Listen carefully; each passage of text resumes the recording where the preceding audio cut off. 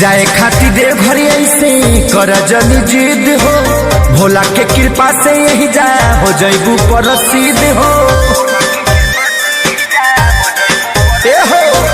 जाए खातिर देव घर ऐसे कर जनी जिद हो, भोला के कृपा से यही जा हो जैबू प्रसिद्ध हो।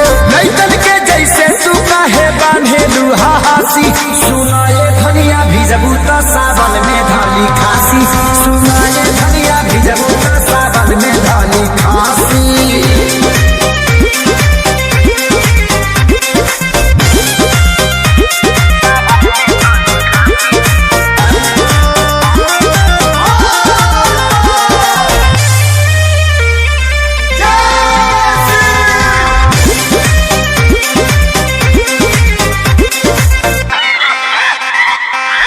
यादो मुकेश सोनू अपना में हार के, अरे या रहेली यही से संभार के,